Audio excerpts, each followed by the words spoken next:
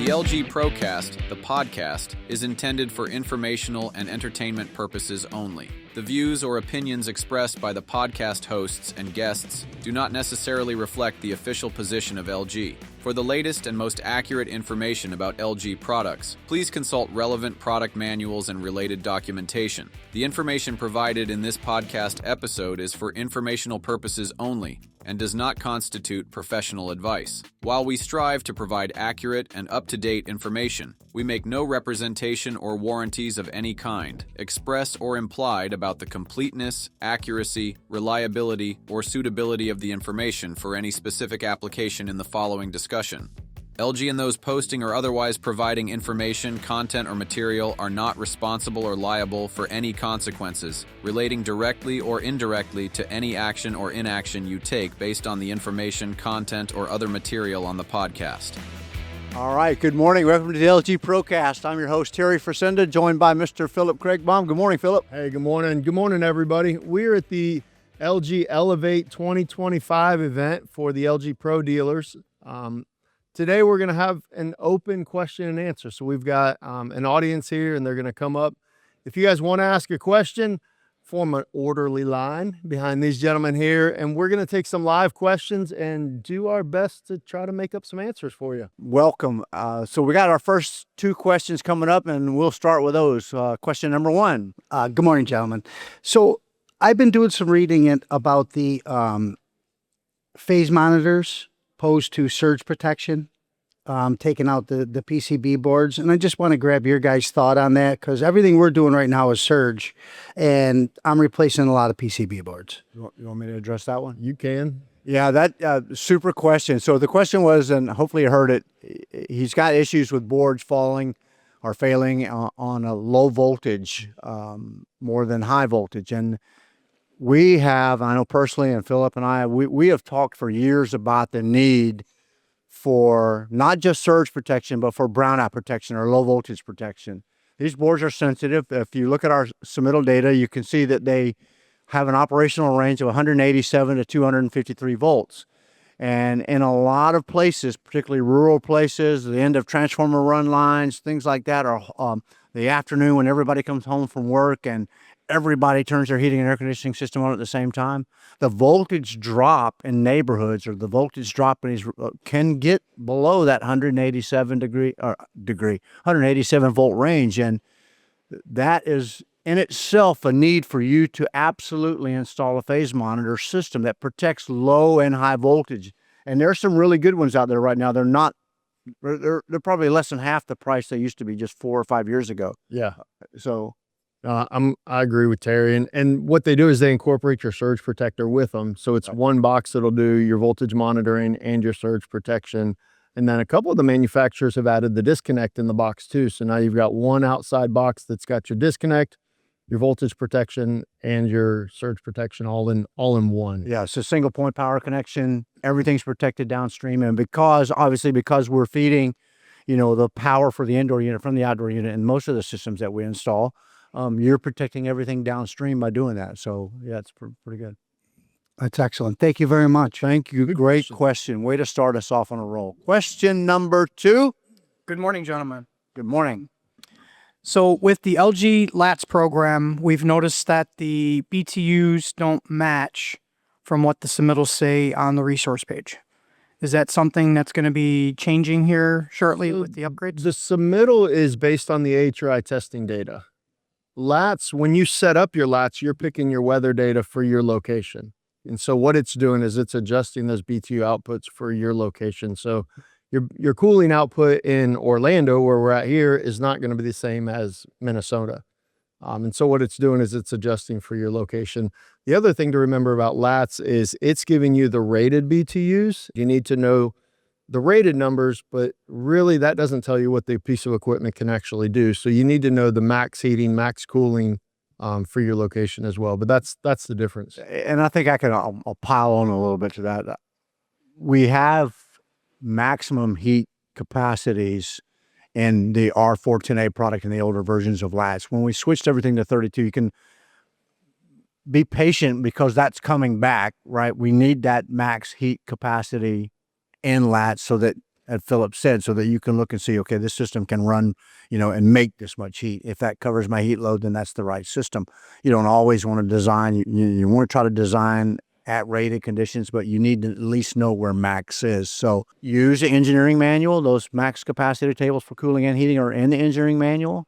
Go there, dig what you need, and get familiar with the new CAC partner app. If you don't want to dig through the engineering tables, there's a capacity calculator in that new app that just launched, and you can input your system, your weather data, your indoor temp, your outdoor temp, and it'll calculate both your rated and your max output for you.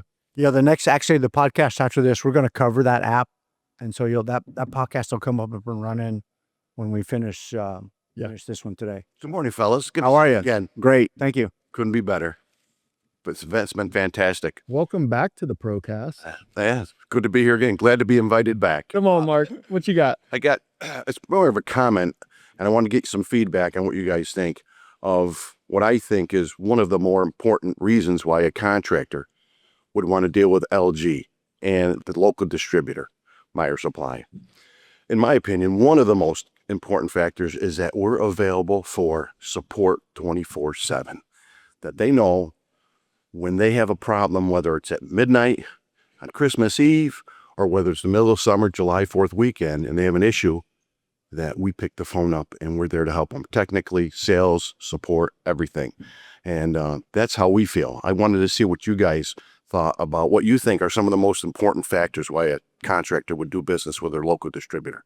You want to go first? And I couldn't agree more. I actually had that same conversation yesterday around dinner with a gentleman here from a different distributor. And very true. Our contractors rely on our distributors. And what I love when I'm going out doing sales calls with a lot of our distributors is they can look at me and go, why should I buy LG? And my first answer sometimes is I just look at the distributor partner that's next to me. I go, because you get to buy from them. You're already buying certain things from them, and you know how well they support you, Meyer Supply, and so many of the other great distributors that we have around the country. Next month, the beginning of next month, we're bringing all of our service champions from all the different distributors into our office, and we're going to have a 4-day workshop where we continue to teach and explain and educate those gentlemen and ladies that are out in the field. Having that local support. Yes, you can call LG's tech support number, and they're great men and women out in Dallas, Texas that are happy to help you. Sometimes you just need a second set of eyes out there that go, oh, I see what's going on. And that's where people like you and your tech support team are just completely invaluable. Well, I think if when the social media posts and pictures come out from this event and everybody sees the crowd that was here, I sent them to my wife last night. And I said, look how far we've come. And we've come that far because of partners like yourself and your company, right? Yep. And there's a bunch of those in here in this building this week. And the contractors that you guys brought with you, I said it on stage yesterday. Am I excited about what's the future for LG and for those contractors for sitting in this room? You bet. Awesome. And I just want on a lighter note, 24/7 is lip service until you prove it. And I have a story from a contractor in Southern Pennsylvania, brand new prospect. We're talking to him about LG, Meyer Supply. I told him 24/7, call me anytime. About 10 days later on a Saturday afternoon, I get a call. I'm going, who's that? Because I didn't have him in as a contact. I go, hello, it's Mark. How can I help you? He goes, I'm just checking. I'm telling you, that's happened to me twice. And you have to say it, but you have to do it. You have to live it out. That's how you earn their trust. Absolutely. There's a contractor here who, and he tells this story all the time, and I told him he was brave for doing it, but he called me from the kitchen table at a customer's house, and he goes, I want to prove to you that I can get LG on the phone. And thank goodness I answered the phone. He goes, hey, I just want to see if you're going to answer the phone. I got a customer right here in front of me. That's all I needed. And that proves what you've told them, and that's how you earn their trust for the next. I'm maybe 90 miles offshore fishing. But we do try to be available. I'm looking at Starlink for the boat right now, so we'll let you know how that's working out. And I got to say thank you guys for your support for Meyer Supply. So thank you. Appreciate it. We appreciate you guys. All right, you know that. Have a great trip. Safe travels home. Thanks. Morning, gentlemen. Morning. First of all, thanks again. Appreciate your knowledge, your wisdom, and your insight into this field and to help LG become better and elevate. So my question, we'll first frame it out. You guys have a great technical system put in place with all the different training facilities. I'm a Houston guy, so I had to make a quick trek up to Dallas, and haven't seen the new facility yet, but looking forward to it. I was there about a year and a half ago. Okay. But in that same vein, although I appreciate all the support, I would love to be able to do it on my own sometimes. And so is there any plans to have a technical app, phone app or tool that we could utilize to, one-stop shop to look up, like you talked about earlier, engineering documents, submittals are not as big a deal, but looking for codes, error codes, exploded views, parts lists that we could basically do the job we needed to do. There's a lot, and Dustin's over there going shh because we're going to take some of his thunder. I'm gonna say it anyways. There's something pretty exciting that they're going to be announcing here probably in the next hour or two. Well, It is way solve Short answer is yes. a lot of what you want to know about. But I will sidetrack a little bit. There's currently an app for the LG service that has all your error codes. And what you do is you go in there and you punch in the error code. And not only does it tell you what the error code is, but it'll give you a diagnostic flow chart. Hey, check this, check this, check this. And it'll walk you through how to solve a lot of your own problems. So I tell guys, before you call tech support or if you're hanging out on hold, open the app and you can probably solve your own question before you actually get there. So yes, if you guys don't have that LG HVAC service app on your phone, it is definitely important to have. great. Yes. We have, and I've had some conversations. We want to consolidate some of these apps because right now there's about 3 or 4 that you have to get everything done. At the end of the day, as long as it's on your phone and available and you know where to go. Right. So I like that unification, and I know it doesn't happen overnight. Yep. About earlier about implementing these things. And then for our pro dealers, we have your pro dealer dashboard that you log into, and that's more of a web-based, computer-based. But they are continuing to film more and more videos and education to put on there where you can go through a lot of our educational modules and things like that. We've got some short little how-to videos like how to take this apart, how to do this, how to do that. And we're continuing to build that library out. And then we've got our training team that's continuing to add modules where you can do some self-training. New employees come into your company and you want to walk them through, have them go through some modules. We're building that out. So that's an active project. The blog is, that's where the blog is as well for the LG, or is that on the Service Champions where they're communicating with one another around the country? Yeah. So that's on the Service Champions website, which is for our distributor technical support people, but they're now able to communicate with each other. So you see something. Yeah, I saw this. Did you see it? That's that's great helping elevate our support both internally at LG, but also through our partners, our distribution partners. They're all able to get together and have chat rooms and conversations. And hey, I found this. Has anybody else seen anything similar to it? And the guy in Houston's like, oh yeah, I have that. And here's what it was. Here's how I did it. Here's what we did to fix it. It was, they installed this like that, or they did this setting or whatever it was that was causing the issue, and then also the solution behind it. Right. Well, I'd love also to see the catch of the day from Terry. That'd be a good addition. You should do it. I agree. We want to have you guys submit photos, a little bit of information about your job, description. Okay. And we want to choose one a month and put up on our social media and stuff like that, just to have some fun, but also to encourage you guys. Yeah, we always need inspiration. I saw some different styles from your class yesterday rather, and I said, oh, that's a great idea. Put it on a wall. It's just clever. The way that you can use technology. We make an indoor unit that can go a whole bunch of different ways, right? And you can do it ductless, you can do it ducted, and just so your creativity is really. Yeah, that's what we want to showcase. That's what we want to show people. And that's the heart of LG. That's the reason we chose to partner with LG over 15 years ago. It just the depth of product. And so you guys keep delivering. So and it's growing by the moment. There you go. Well, I've been here 6 years and the product catalog has gotten much thicker. Yeah. Yes, absolutely. All right. Thank you very much. Thank you. Great question. Good morning. My name is Gabriel. I'm the founder and CEO of We Clean Heat Pumps, and we're a vendor here. This has been a great event. Learned a lot, met a lot of great people. I woke up this morning thinking about the thing I've been thinking about for the last 8 years, which is deep cleaning and maintenance on all these units. Proposal that we've been having with LG is to work together to raise the bar for the whole industry, make sure that all these units are being cleaned. I just want to hear your thoughts about that, talk about that. Want me to go first? Go for it. Maintenance of HVAC in general, it's probably why you're in the business you're in, has been just mismanaged. That's not even the good word. It's just like ignored, right? You would never set your car outside and just let it sit there for 10 years and run and not do something to it, right? And, you heard the financial pieces of this presentation this week. If somebody's coming to buy your business as a consolidator, you heard them say they're not asking you how much revenue you do. They ask you how many maintenance agreements you have. That's right. And so that's a sign, I believe, of us moving forward and making sure that maintenance is a part of this. As far as deep cleaning, yeah, man, these things are small, like these, particularly the ductless units, right?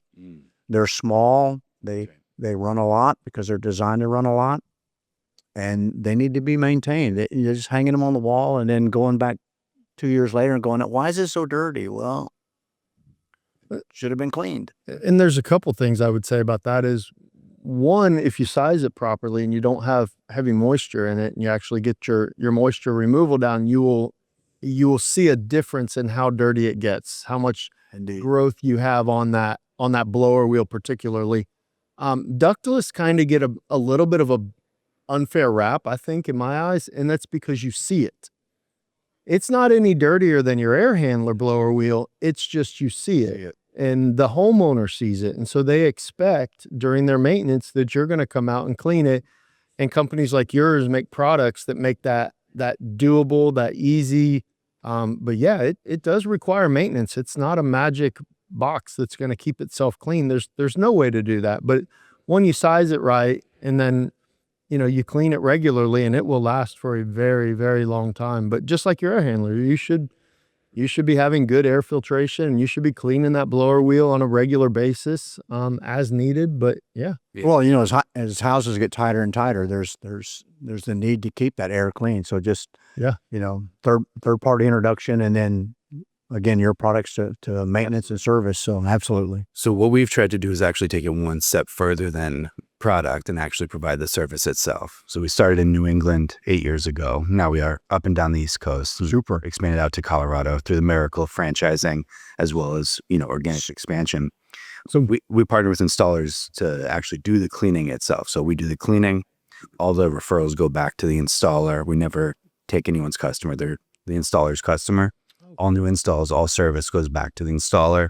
We just do the annual maintenance year after year. Speaking to your point about the valuation of the business, the difference between, a decade or more of tracked before and after photos, consistent referrals, and notes on each and every customer versus name, truck, warehouse is, the valuation is completely different. Don't you love that about our country, right? There's a guy that has an idea, right? This is what's wonderful about the United States. Here's a guy that has an idea that says, let's go out and help people, and creates a living for himself and his family and other folks. That's what this is all about in this country, man. I appreciate that. I appreciate you. I appreciate LG. Thanks so much, you guys. Yes, absolutely. Love Thank it. you. Love Great question. First of all, I want to just say thank you to LG in general. I've never worked with another company that wants to see the small guys grow like LG does. As far as support, it's there for anything, the business side, service side, installs, anything that you need help with, LG's there. So I want to say thank you for that. You're welcome. Thank you. I've had a batch of units that the elite sensors has been going out pretty regular. Is that industry-wide? I actually haven't heard a whole lot of people comment about that, so I'm not sure that I have an answer, to be honest with you.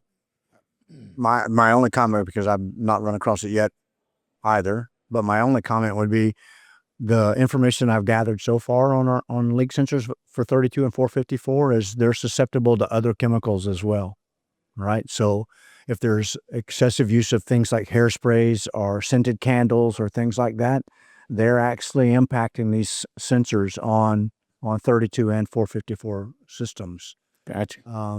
So I don't know that's your case, right? But It is not popping up as a leak detected. Is showing the sensor malfunction, 228 code. okay. So Definitely want to get some of our tech support people to address that with you, but yeah, off the top of my head, I don't know the answer to that. for some reason I thought the 228 though is that 228 code is a sensor code for. It's You have to code. replace it at that point. You Yes. do, right? And I think if ever there's a leak, it's a two. I can't remember the other code, but it's a different code, and it'll say a leak detected. Gotcha. Through on the app. So You know what? Let's talk about thermistors for a second, okay? I mean, thermistors are what thermistors are, right? So maybe this is our new thermistor. You know, they're sensitive. Anybody that's in the refrigeration business and ice machine business, you know, has a love-hate relationship with thermistors, right? Just like because they're required to manage refrigerant cycles when you do precise refrigerant management, right? So maybe it's just a learning curve we've got to get over with the sensors and sensitivities and all that kind of stuff. But and to your point, I'm not saying, you know, that something's not wrong. Probably, maybe there's a mechanical issue with that sensor, and we're going to find out and get a new sensor placed. So Yeah, obviously we want to support you and get those out to you and help get them. and I hadn't had an issue getting them. You know, everything.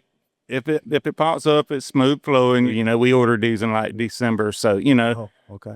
And I tell everybody, you know, like a model change on a truck, you know, you get your kinks in it. So new model on these units, we got to work the kinks out. The R32 change has been Forced. It's been forced. Europe uses R32, but they don't have any of the leak sensors and all that kind of stuff. So that is new to the whole industry, whether it's 32 or 454B, is you got to deal with these leak detectors. What are they supposed to do when they go off? How long should they be resettable? Should they be a one-time use thing? You know, we chose to not have resettable leak sensors for a reason that when we reset them, we're not sure what the quality of it's going to be. Like, is that going to mess up the detection level after it's already been set off one time? Yeah, that's a pretty valid point right there. Yeah. Okay. All right. Thank you very much. Hey, thanks for coming up. Yes, sir. Morning. All right, good morning. My name is Larry Perea. I'm out of the southern New Mexico, West Texas area. You know, Las Cruces, El Paso, Texas, for those that... We had dinner together last night. Yes, sir. Yeah, that's right. And I want to thank Bob Corson, you know, Bob Howie and Russ Radney. You know, they're the ones that support us. You know, we've been a recent addition to the LG, you know, brand that we're working with, and we're getting phenomenal support. So I do want to thank. Yeah, you got a good crew right there. Yeah, you know, you definitely, LG does a great job in supporting, you know, contractors and dealers. My question is, you know, related to, you know, as you add distributors, you know, is helping them ramp up their tech training, you know, so that, you know, we don't necessarily have to, you know, fly, you know, over to Dallas, and do it more frequently, right? You know, as you know, we have turnover as well, you know, employees, they move on or do whatever. But just you know, for distributors that are kind of new, you know, the type of support that you can get them, that ramp them up, you know, to support, you know, our techs and have almost like continuous training as you release new products, because there's so many products that you have out there. Yeah. So I just wanted to ask, you know, what is there a plan to do that? There is, absolutely, and every distributor is a little bit different. Newer distributors are in a different situation than some that have been with us for a long time, but we have our own training academies throughout the country, as you referenced, where you guys are able to send your guys, but sometimes that's not practical. And so what we do is we partner with our distributors to make what we call them now partner academies. Partner academies, where they send their trainers to our facility. They get all the training, and then they go back with the curriculum and the knowledge, and they train official LG classes locally. Now, there's some requirements to do that, because some of the classes require hands-on in a lab. So they have to build out a lab with live LG equipment in it, They have to get their trainer certified. So there is a bit of a process, and we're working to make that easier, but also deeper at the same time, so that our partners are even better prepared than we've had a good program. But I think some of the stuff that's coming out, I've talked to Mark a little bit, and there's some really good stuff coming out. But the goal is for all of our distribution partners to have a lab, if not several, depending on their footprint, where they can offer that training to your people, where, you know, you're not having to jump on an airplane and fly to Dallas or something, which would probably be where you guys would go, or California or something like that, because that's not practical. You know, there are times and places where you want to send maybe your lead guy to the LG facility potentially, or you want to take a nice vacation to Orange, California, and, you know, it works out like that. But yes, we are actively working with all of our distribution partners to have local training. Yeah, I think you heard Mark Meyer say earlier, you know, having the success in his business is having his people up to speed on the product, on the applications, on the service, and then, you know, having that 24, you know, I'm not advising you to have 24/7, but certainly that's a commitment. But that local support, right? I mean, that's why we have distribution partners. That's why you buy from a distributor, because they've made a commitment to us, right? And a promise to you, right? To learn about this product, support this product, be a parts, be a technical training, whatever that is. They've committed to LG and to you to better themselves and make this a family, if you will, or a partnership that all parties win. Very good. Appreciate that. Thank you. Good morning. Good morning. I'm John Enum with J&N Heating out of Wisconsin. Congratulations on your awards last night. Thank you. I appreciate it. I'm located up just outside the Twin Cities, St. Paul, Minneapolis. We're just like a half hour into the Wisconsin-Minnesota border. My question for you this morning is, oh, by the way, thank you for all your support with LG. It is great. You're welcome. I'm one of the ones that's got one of the monoblocks in Wisconsin. Correct. And we had a few hiccups with it at first, but it is up and running. You were talking about support. Yes, we do need, you know. You used it. We did. I had a gentleman by the name of Andrew Wiggins that flew out of Virginia, and he come out and he helped me on the project, and we got that unit back up and running, and Great. It's good to go now. My question for you is, there's a large sector of the country that's in manufactured housing, and this pertains to the heat pump water heaters. The current ones that you do have are a little bit large for that application. Most of those mobile homes have a water heater that's either in a closet right next to the furnace, or it's in a closet, you know, so it's a very small alcove or very small spot, you know, in the mobile home itself. And right now, physically, the ones that you do have are a little bit too big for that. Are they going to roll out another model that's a little bit smaller? Say like a 4. Renee, I heard Renee, who manages that water division, if you will, heat pump water heaters. We are certainly launching different models. I don't believe that 38-gallon low boy is in the portfolio. It's at a price point, and here's kind of the reason, right? That's going to change in 2029. Yep. So that means that mobile home industry is going to have to make a decision, because they can no longer get that product below 38 gallons, right? Yeah. Well, the newer houses will probably have something bigger, you know, built for that. What all the retrofits? There's a lot of older. You know, if you out there yet. if you can't get it, you can't get it. So then you have to make a decision, right? Yeah. So not on the water heater side, but Phillip and I participated with TVA on some projects of putting our ducted products in mobile home applications because of our static capability with the air handler, doing that kind of stuff. So that's not a non-traditional application for a split inverter driven system. So I think what's going to happen, I don't know, but I'm giving my 2 cents worth, which I think that you'll see a change in the new home for sure. Will there be a provision or a 38-gallon option? Well, I've had some conversations with Renee and some other people, and I don't want to say it's coming, but it is on the radar of our team, and that is going to be a need in the industry, and it is something that we're looking at. One, how do you address it? Because those low boys are in some really tight areas, and when you put a heat pump on top of that, One, the heat pump makes it larger physically. So that's a challenge for us. And then how do you dissipate the cool air that's being generated by the heat pump and not overcool that space that it's, that little closet. So those are some of the challenges that the engineering team is facing, trying to figure out, okay, let's say we want to tackle this 30-gallon low boy.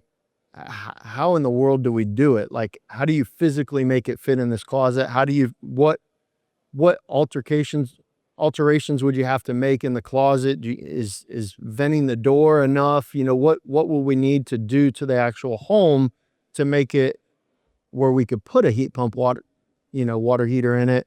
So that's some things that they're looking at. They're looking at all sorts of things. I mean, I don't know what we're going to see. I don't know if eventually we're going to see a split system. I don't think any of that is. Those are out there already. They are. And I don't think any of that's off the table, but I don't have a direct answer to this is our plan on how to address that yet. I don't, at least I haven't heard that.